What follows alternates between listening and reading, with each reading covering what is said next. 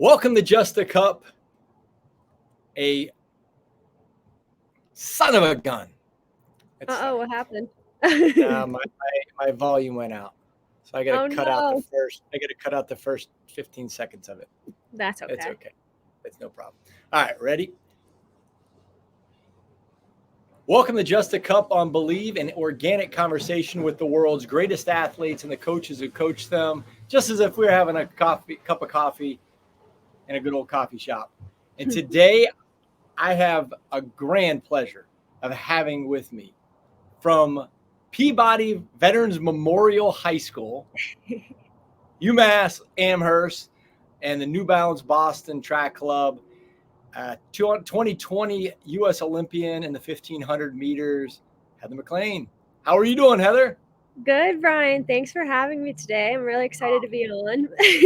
I'm excited. I'm surprised. Well, I mean, I guess you're on Mountain Standard Time right now, but having a cup of Dunkin' in your hand would not have surprised me whatsoever. Being a Boston girl. Actually, when I made this cup of coffee, I had the choice between like a Dunkin' bag, and my teammate, she brought out like this gingerbread flavored coffee. So I was like, oh, okay, I guess I'll go with the gingerbread one. But I do miss my Dunkin' out here out west. do they not have, because you're training in Flagstaff right now. Mm-hmm.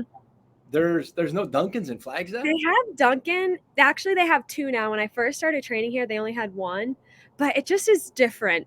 I always tell people with Dunkin' Donuts, I love like the atmosphere of Dunkin' Donuts. Like my favorite thing to do is go into Dunks for a cup of coffee, because you just never know what you're going to get in there as far as personality for like everybody who works there. And I just love it. And I find it a lot different than when I come to Dunkin' Donuts out west. And maybe people feel like that way about other coffee shops that are chains, but I feel that way about Dunkin' Donuts. It's just not the same. Well, have you ever seen this Saturday Night Live skit with Ben Affleck doing Dunkin' Donuts? Casey Affleck. Oh gosh, that's so crying. If you're listening, look it up on YouTube. It is hysterical. Just type in SNL Affleck Dunkin', and I'm sure it will come up. I'm sure. So you're out in Flagstaff. Mm-hmm. Why are you out in Flagstaff? We come out here. That's not where you live.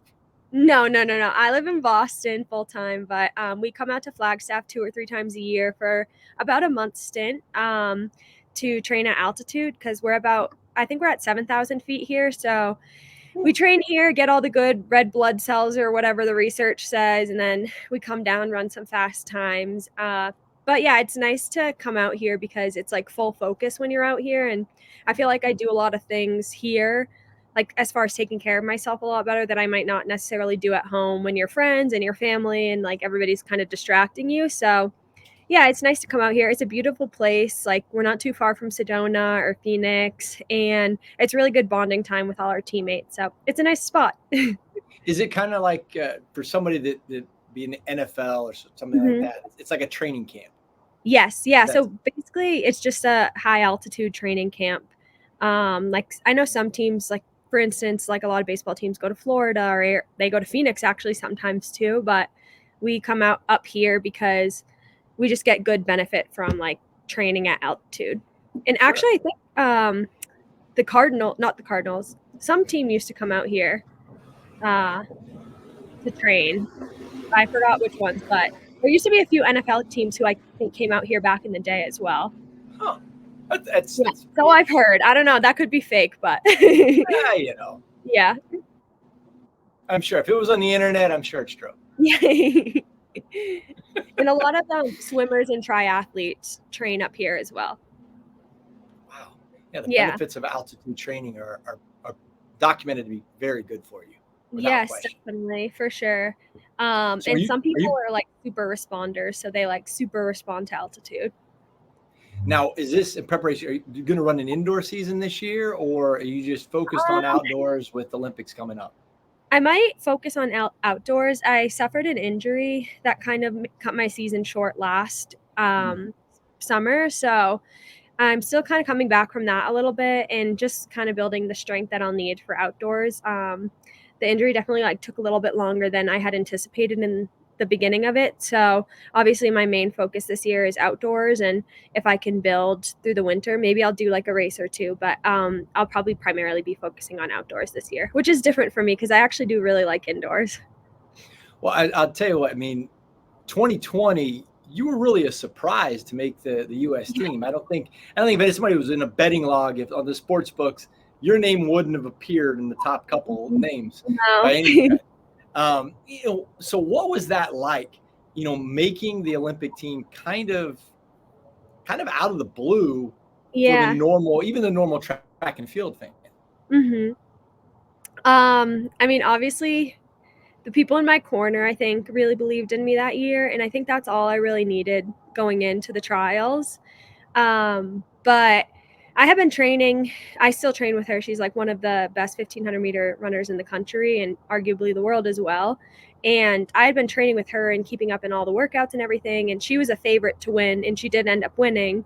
And in my heart, I was like, okay, like if I'm keeping up in the workouts, I'm step by step with her and everything. Like maybe I'm just as capable of making this team as she is, even if nobody's saying it. So it's kind of funny, like going in all like the predictions and like all the popular running Twitter accounts and Instagrams, like nobody had me in their predictions. And that was okay with me because I knew that like if I was put in a place that I could compete and I competed the way that I knew I could, then I had just as much of a shot as making it as anybody else. And so it was kind of fun being the underdog a little bit. Like I definitely feel like I have more pressure on me these days than I did then. But yeah, it was really special for like me in particular and like my family and everything because I didn't grow up in a running family. Like nobody in my family does sports. And so like I kind of was just doing my own thing, and I kind of always had to fight for like everything that I had in life, and just making the team, like obviously that takes its toll on you over time. Like you think you're not as deserving as somebody else, and like I wasn't always having people being like you can do this, you can do this. Like a lot of it had to be intrinsic motivation. So it kind of proved to me to like I proved to myself like what I'm capable of, and like I hope I continue to do that, of course.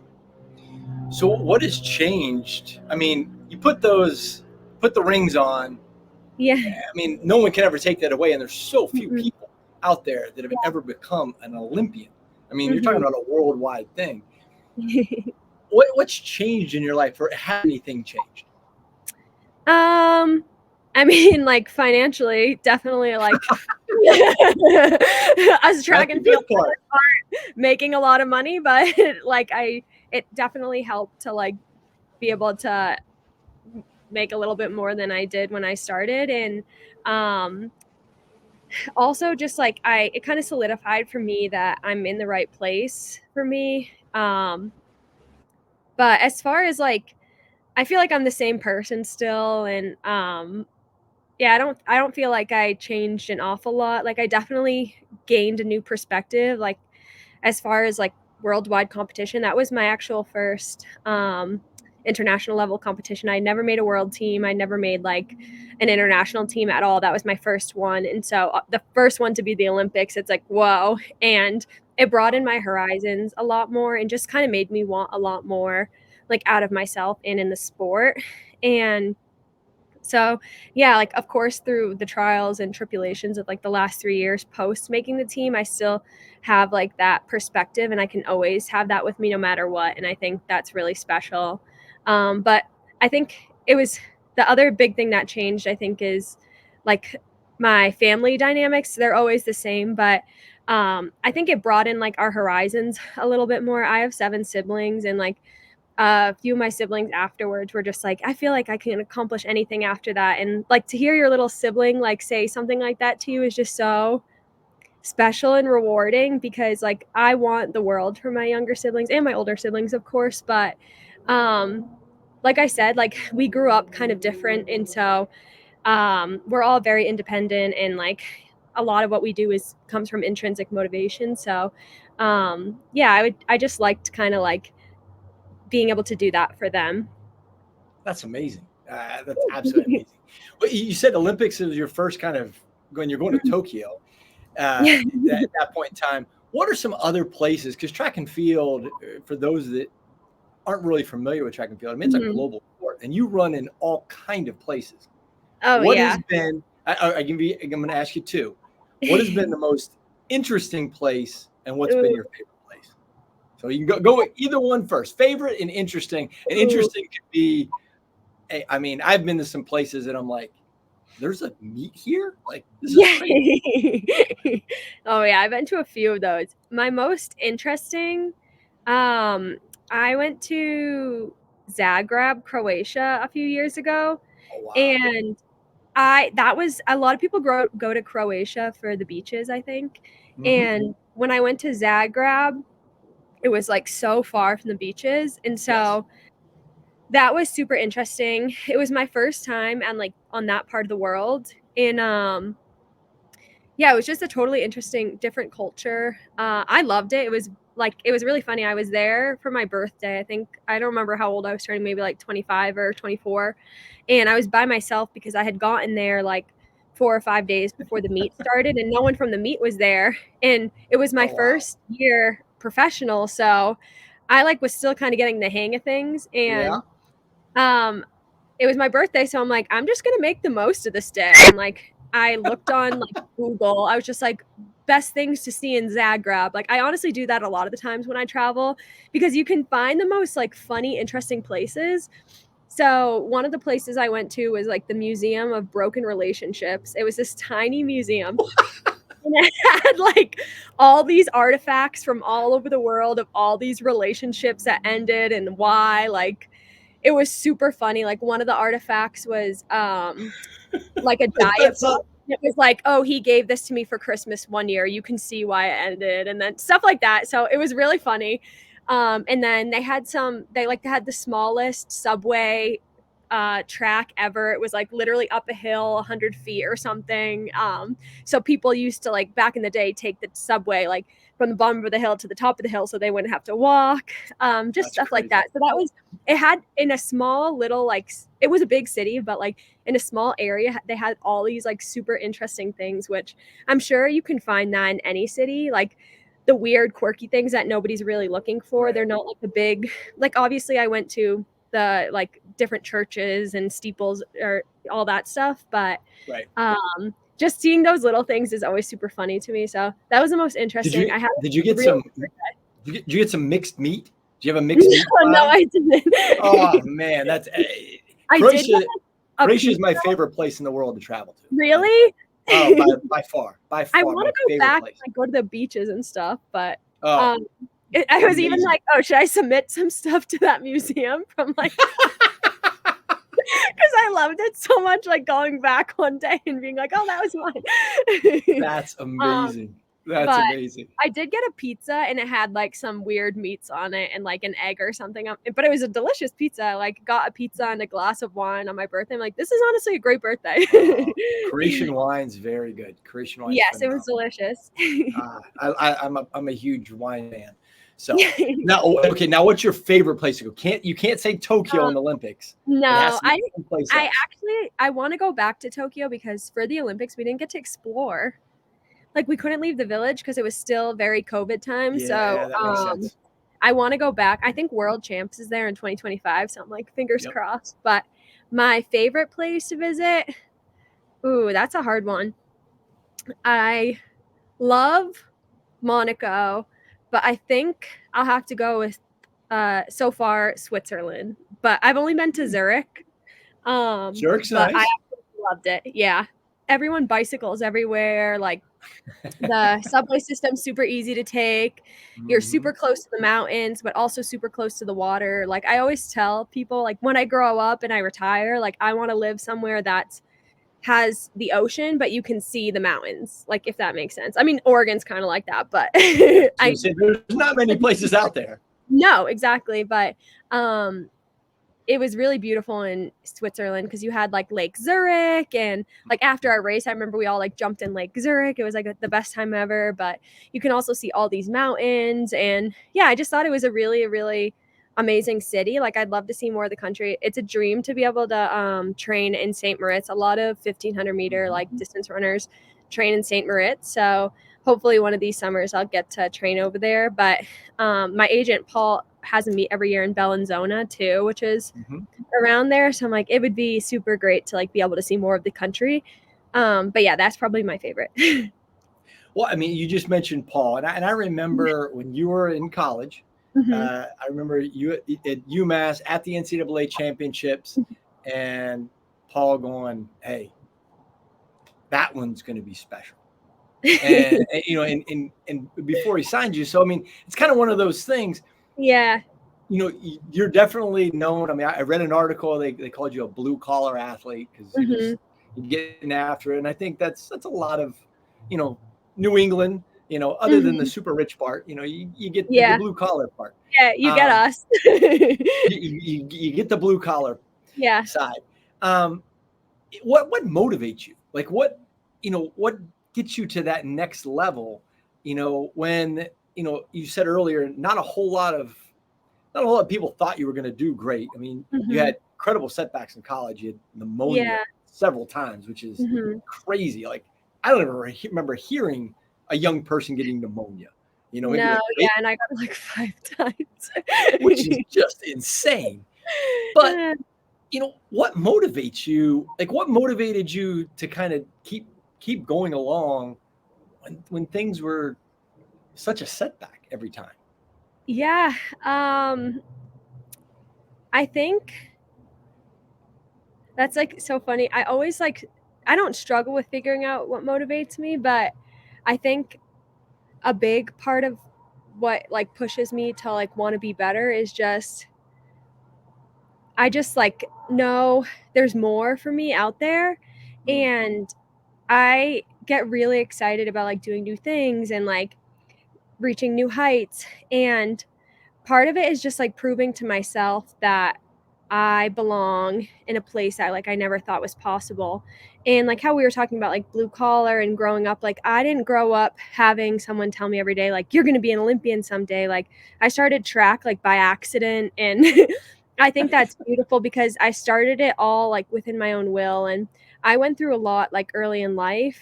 And so now when I have setbacks, like no matter what, setbacks are really difficult, but I think it helps that I've had so many setbacks in life that when I do have a setback now, I'm like, are you kidding me? Like, do I really need to have another setback? But at the same time, I kind of know for myself that I'm going to get through it, and I'm able to see past it and be like, okay, this really sucks now, but in like a few months from now or a few years from now, I am hopefully in a totally different place where I can like look back on this time. And like I said, it's kind of perspective. I just like being able to reach new heights for myself and see past like all the things that I didn't know were possible. And once the making the team was a big part of that, because even just like getting a college scholarship was a huge part of that, because I never even envisioned myself being able to like afford a 4-year college. Like now I'm able to afford a 4-year college, and it's like going to be paid for, and so I don't have to worry about finances, which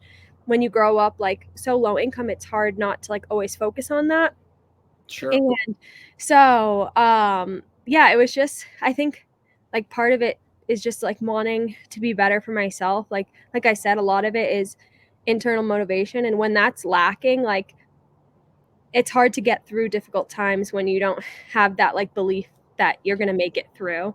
And yeah, a lot, like I said with my family earlier, a lot of it is them too. Like they really motivate me as well, just because like I want to be better for all of us.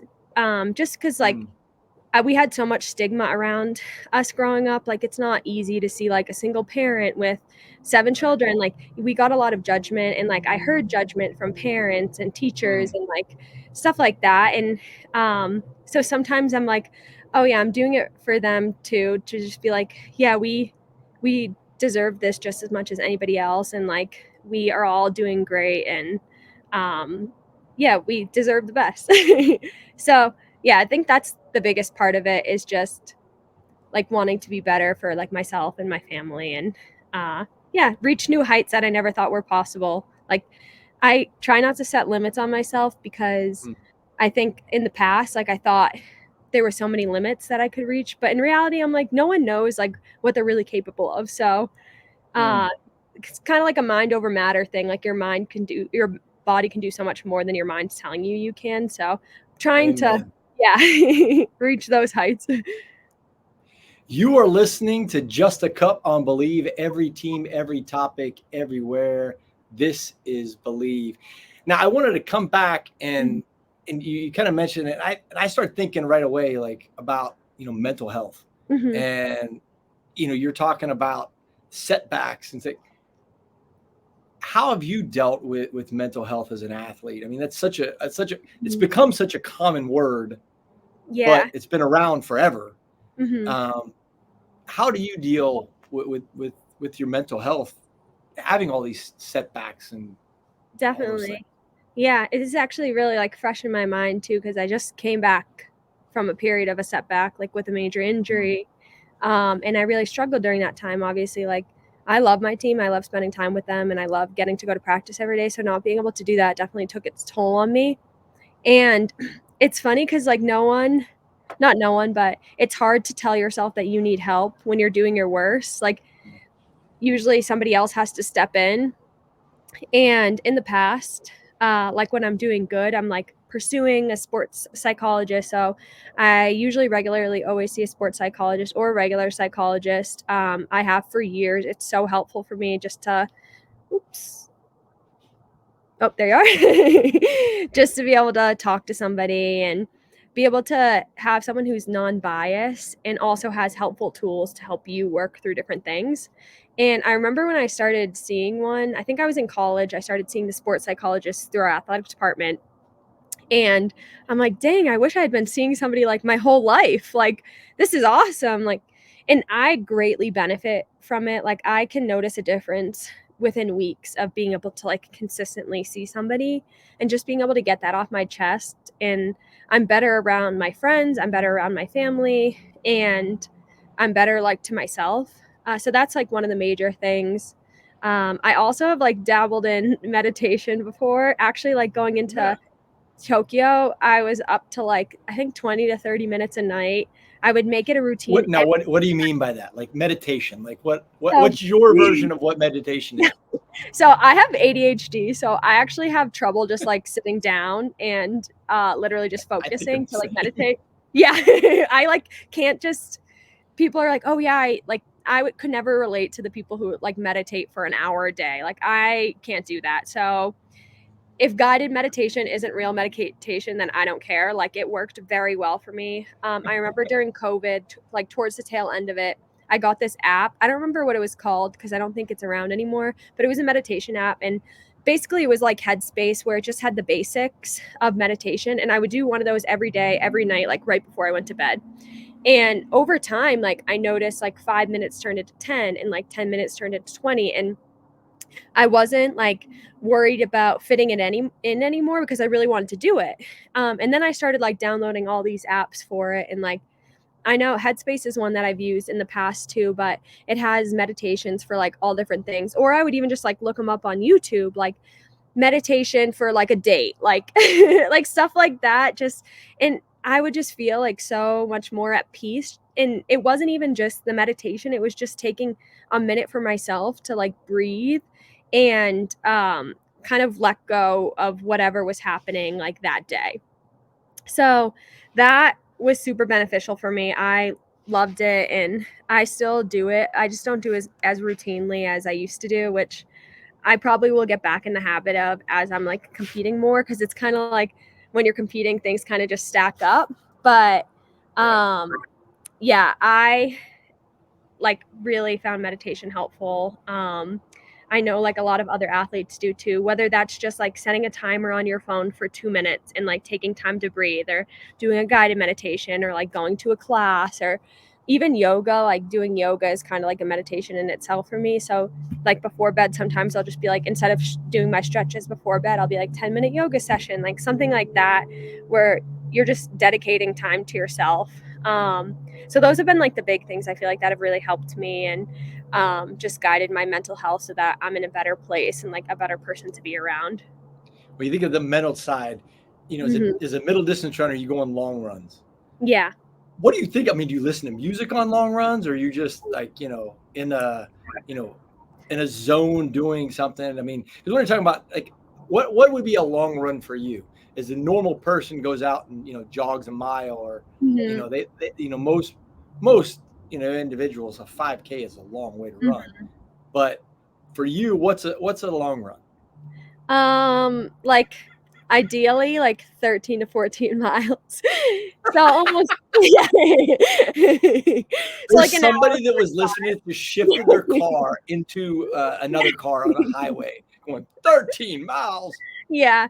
So like a half marathon. Yeah. I do that once a week, like on Sundays. What goes through your mind on that? Do you listen to music? Do you listen to a podcast? I mean, Usually I'm with my teammates. So like, honestly, we kind of joke like that it's like a podcast every week because somebody will have a topic and we'll just like stick to that topic through the whole run. Yeah. Like one time I did like a 3-part series on like something random, or like I was just like, oh, this is Heather's 3-part series, and each day I like went over each thing, or like sometimes we'll get into like a heated discussion about something that's either within track and field or outside of track and field or like in another sport.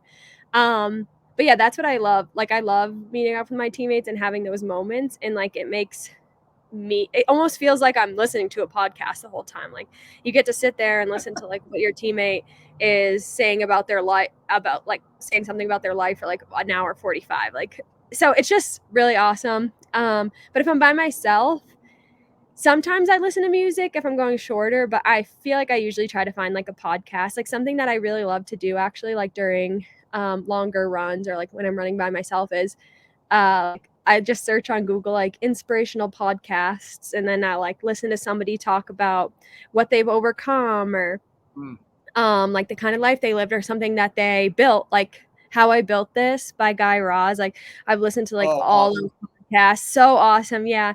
But yeah, just a few, like I try to like listen to somebody different all the time and just hear about their life and how interesting it is. And like it helps me too, because I'm like, oh, well, they overcame this, so like I can overcome this. And it goes back to the mind over matter thing. Like a lot of these people didn't know they could accomplish what they accomplished, and they did. And I'm like, if they can do it, like why can't I do it? Like everybody deserves it just as much as the other person. So yeah, I love that. And sometimes it's cool to listen to like an interesting topic about whatever, but I would much rather listen to like somebody just speak about like their experiences and how they got to where they are. You are listening to Just a Cup on Believe. I have my guest here today, Heather Maclean, U.S. Olympian in 2020 in the 1,500 meters. If you've enjoyed the episode so far, please subscribe, like, comment, share it. It's how we continue to reach more and more listeners as this podcast continues to grow at a rapid rate. So, Heather, you talked about your teammates. Track and field is a very individual sport, clearly. But having a training group or having a team around you, like a business or a team sport, how does that affect training? How does that affect your daily experience with, you talked about you guys talk a lot. I mean, do you share in your ups and downs? I mean, how big is the group? Absolutely. We have, it's hard for me to keep track. I think we have about 10, let's see, Katrina, Millie, Shifra, Julianne, Emily, Ellie, me, Leah. It's a lot of estrogen. Sam, yeah. We have 3 guys actually. So we have about 11 people. And it's really great. I think that, well, for a while it was just all girls, so it's nice to have some boys in the mix these days, but the girls still keep everybody in line. Hey, of course. That's what I was. My wife keeps me in line now, so I can appreciate that. Yeah. But we spend so much time together that, yeah, it's hard not to like share in your ups and downs with everything. And like they pretty much know everything that's going on in my life on a day-to-day basis. Like I know most of what's going on in theirs, and I love it. Like I don't think I would be able to do this sport without teammates, just because like they push me every day, like whether it's in workouts or just like a run. Like even right now, like coming back from injury, if I was like running by myself all the time, I probably wouldn't be pushing myself as much as I am to like keep up with them. Like these people who've been training for like 4 months now, like I'm like, okay, I need to get back up there, like so I can hear about like what's going on in the group. So it like pushes me to be better. And yeah, it's just like great. You kind of have like a built-in group of friends. Like no matter what you're going through, you can bring it to practice the next day and like hear a different perspective on it. And like they're always on your side. So obviously that kind of helps too. But also I feel like everybody's from like different areas and like different walks of life in different countries. So they all bring their own like unique perspective. And the fact that like we get to work together every day to make each other better, it's really special. And not all individuals in this sport have that. A lot of people train by themselves and they prefer that, but I definitely prefer like training with people. That's awesome. So, Mm-hmm. you said, with the Olympics coming up in 2024 here in Mm-hmm. Paris in a little ways, what is your expectations or what's kind of your next steps in the preparation phase? You said you're coming back from the injury, you're going to race. Mm-hmm. When do you plan on starting the season? Do you even know I'm yet? hoping. I don't know for sure. I'm hoping by. It's funny because like in track and field, you don't really have like a set schedule like going into the year, other than like the major Right. things like U.S. trials and like the Olympics. But so I'm hoping to open up by like April, and then I just want to get in like a few good races before the Olympic trials. Just like obviously I've been out for a summer, so it'd be nice to just get that competitive feel back in my feet. Like I'm very much a person who does a lot better when I race a lot more. So I definitely want to do a few like blowout races just to like remember what it feels like to go out there and like compete. Right. So hopefully by April I'll be opening up like a little bit and then getting into full swing of things by like May, June, and then trials are in June. So like obviously the big goal for the year is to make that team. Like I'd love to make another Olympic team. Like I think and obviously last year kind of stunk, but the year before in 2022 I really set myself in a good position to like make the team for this year. And I kind of proved to myself that I belong like with the best in the world, and I finished the season like really highly ranked, and it made me very excited for the future. So I'd really just love to get back to that place and like keep pushing my limits in the sport. And yeah, just competing for the US again and representing the US well at like a global championship is totally an honor, and to be able to do that again would be super special. And yeah, I just think I want to like keep reminding myself I belong there and get there and What compete was the it best. like? What was it Yeah. like, putting on the red, white, and blue, and going out and competing, or even walking in the Olympic Stadium? Mhm. I can't remember if you guys were able to do that with COVID in 2020, Mhm. but walking out the progressions, the procession, and everything. What was Yeah. that like? What was that experience like when you're representing an entire country on Yeah, a it global stage? was surreal. Like I think I reflected on it more after I got home and I was like, "Whoa, like I really just did that." Um But like I said, it was an honor. I mean, I've had two of my brothers have served, and so they've like been everywhere, and they've served our country, and like they served it really well. And I think it's not comparable, but at the same time, like to be able to represent your country and like on the global stage and just be proud to represent, I think was, like I said, such an honor, and it made me want to do it again. So what is the long term? Does Heather have long term plans? Like, what do you want to do? Running's done with. Let's say running's Yeah. gone. What's the next kind of step for Heather Maclean? Ooh, that's a big question. Um, I don't What'd you get know. your degree in? What did you get your degree in? So I did my undergrad in psych and econ, and then I got my master's in higher ed administration with a focus in sports administration. So for a while, before I knew I was going to run professionally, because I didn't actually know like until the end of my senior year that I was going to run professionally.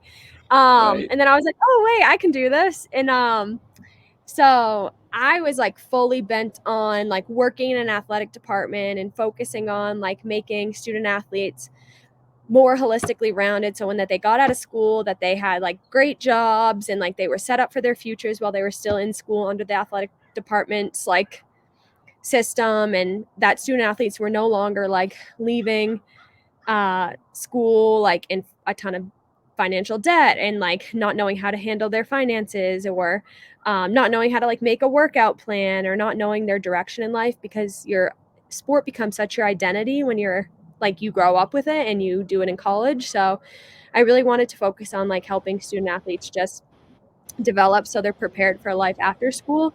But yeah, now that I've been like a student athlete and like an athlete for a few years, I'm like, oh, I don't know, like maybe I want to go back to school and work more on the business side of things or like on the legal side of things. So I'm still kind of like weighing between like whether I want to go back to school, to law school, or go to No get my way.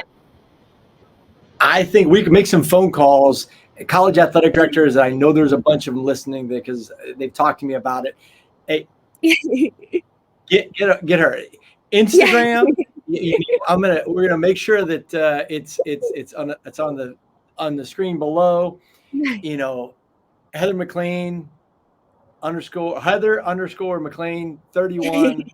Follow her on Instagram. Reach out to her. You need to hire this person.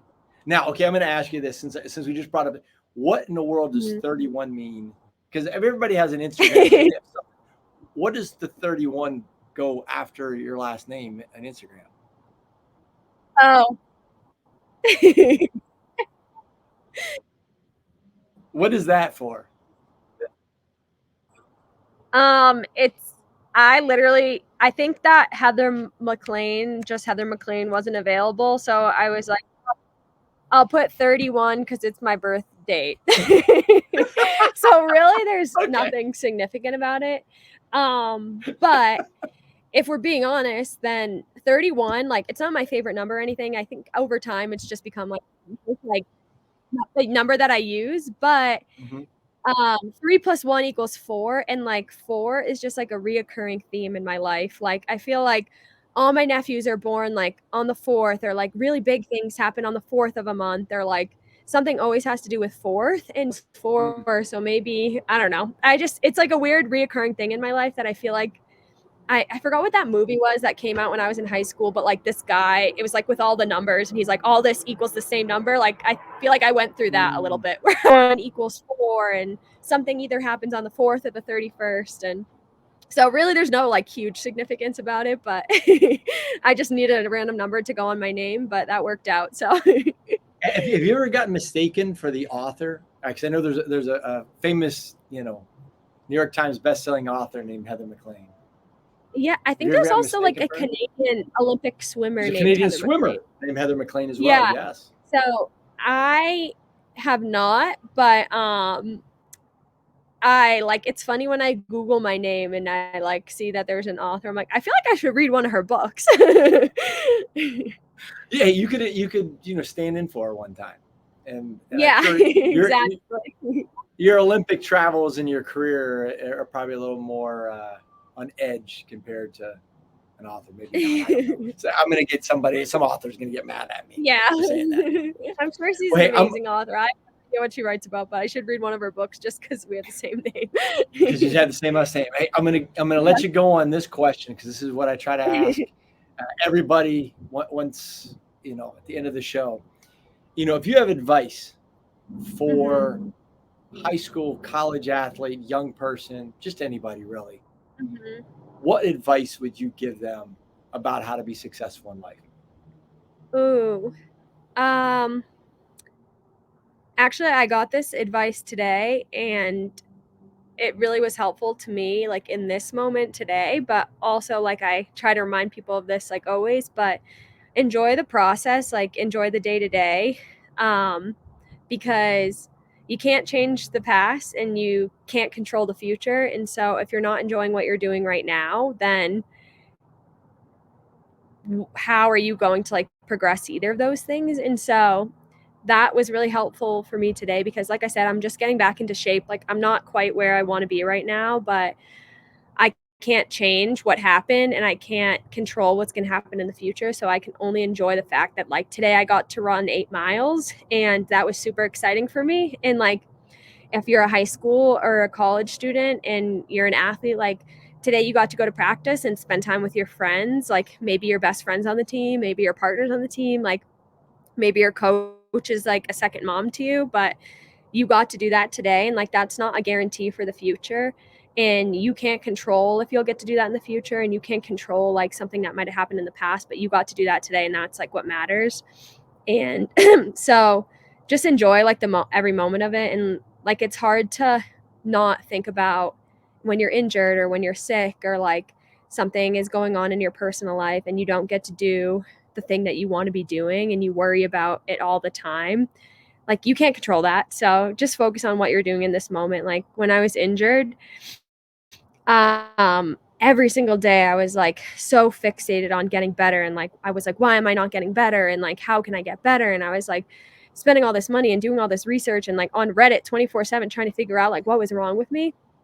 And I wasn't like focused on what was going on in that moment and how I was like getting better. Like one of the big things that changed for me when I was hurt was that I sought out a different strength program, and like that was just something I hadn't found like a solid foundation in the last few years.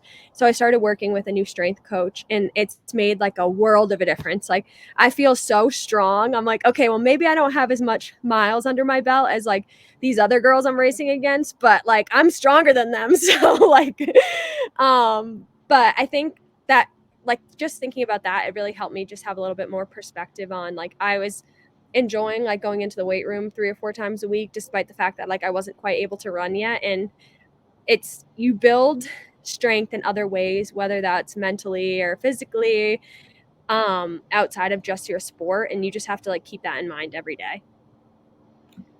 That's some amazing advice, Heather. Thank you so much for joining. It's Of course. got me fired up. I'm excited, more excited right now than I was before. So It's funny. It's gotten dark in the time that we've been talking. I know, right? Well, especially in the background here down in Florida. But this was amazing. Heather Maclean, 2020 Olympian, 1500 meter runner, Boston, New Balance Track Club. Thanks so much, Heather, for your time. Thanks for having me. Wish you the best in Paris. Anytime. That's where you're going to be. Thank you. Thanks, Brian. If you enjoyed the podcast, if you enjoyed the podcast, make sure you subscribe, like, comment, and share. You can get this podcast on Believe.com, Apple, and Spotify. More you like, more you subscribe, the more it helps it grow. Have a blessed day, my friends.